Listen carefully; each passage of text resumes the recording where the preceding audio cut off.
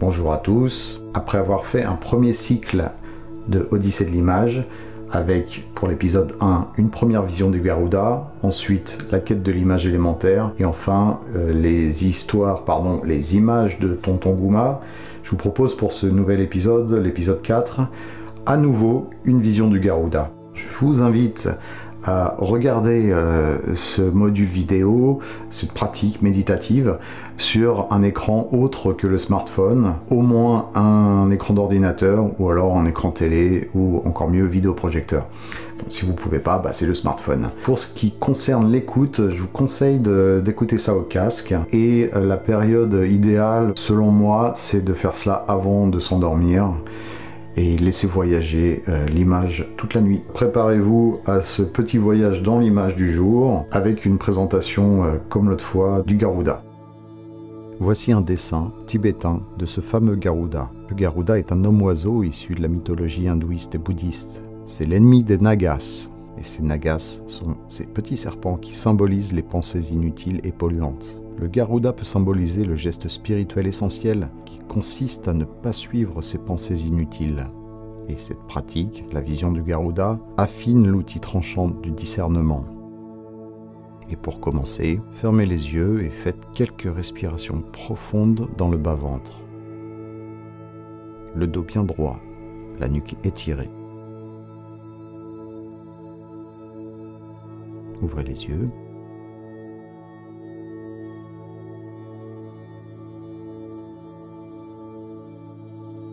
Le peintre Chirico écrivait « On doit se taire quand on pénètre dans toute la profondeur d'un tableau.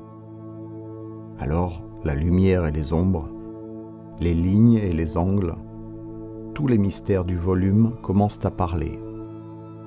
La vision du Garuda n'est pas un exercice d'analyse de l'image.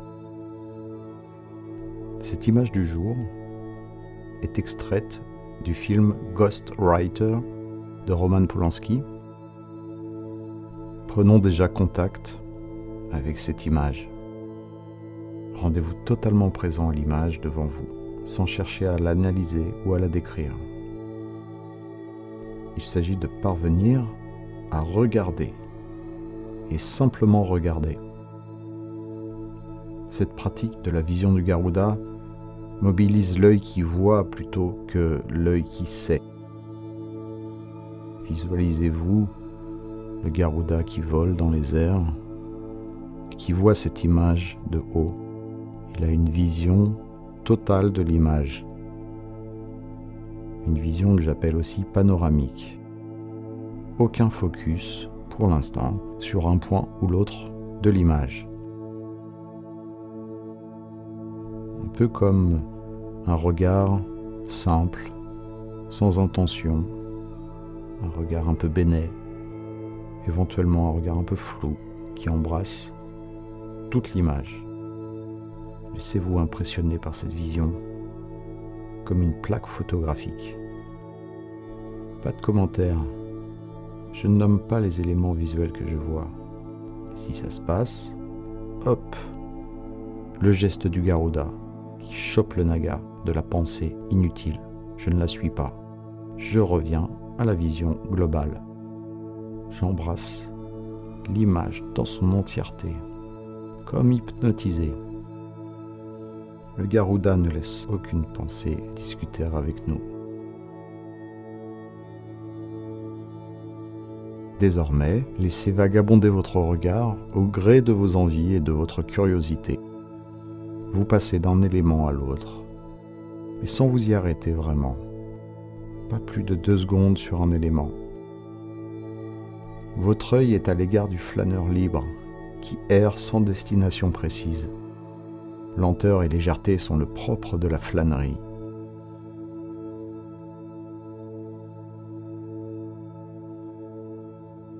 Désormais, laissez votre esprit repérer les lumières principales, les différentes couleurs. Revenons un peu plus dans le détail maintenant, dans les formes. Le bâtiment, dans sa forme rectangulaire, le parking vide, le mur qui prend toute la largeur de l'image, ce qui nous amène à repérer les lignes nombreuses. Les lignes du muret à nouveau, les lignes de peinture blanche, les lampadaires, lignes verticales, les courbes maintenant, courbes en haut des lampadaires, l'escalier en colimaçon à gauche du bâtiment, les courbes de la valise, les courbes formées par l'épaule du personnage, les différentes courbes plus petites de son pantalon, de son col de chemise. Zoom back caméra, comme disait Jodorowsky à la fin de La Montagne Sacrée. Zoom arrière total, embrasser l'image à nouveau entièrement. Attachons-nous désormais aux lumières. Lumière principale, celle du crépuscule. Lumière naturelle. Lumière artificielle, des lampadaires. Leur traînée sur le sol humide de cette gare de ferry. Lumière des néons rouges. Lumière de tout le rez-de-chaussée de l'immeuble. Différentes lumières d'ailleurs. Reflets rouges sur le macadam humide, reflets liés au néon, nous amènent à observer les couleurs. Variation de bleu dans le ciel qui prend la moitié de l'image. En haut à droite, un bleu plus sombre. Plus de clarté dans le bleu au centre de l'image et à nouveau plus sombre à gauche de l'image. Je retourne dans la respiration profonde dans le ventre. Un coup d'aile du Garuda pour me recentrer. Zoom back à nouveau, vision globale de l'image, sans focaliser sur un détail. Quel élément se détache plus? Juste le sentir dans la vision globale. Est-ce le personnage et sa valise? Le bâtiment? Y a-t-il des éléments qui apparaissent dans le détail que vous n'aviez pas vu avant? Peut-être l'antenne sur le toit ou le poteau totalement à gauche de l'image, petit poteau sur le muret. Une flaque ronde sur le macadam. Différentes courbes finalement que je n'avais pas vues encore. Courbes formées par les flaques d'eau. Un élément blanc au niveau de la poitrine du personnage. Des haut-parleurs sur les poteaux.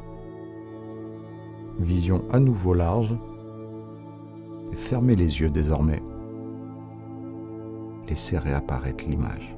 Restez les yeux fermés. Ces lignes.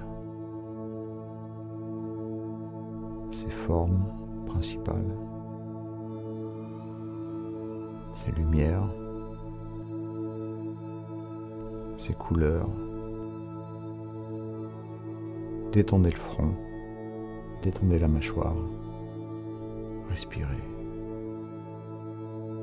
Revenez à l'image. Maintenez l'effort de concentration tout en essayant de détendre la partie entre le nez et le front. Et je relâche, je lâche l'image. Vous pouvez ouvrir les yeux et observer librement l'image. C'est le temps de la récréation, comme à la fin du cours de piscine, quand on avait 5 minutes pour jouer dans le bassin librement.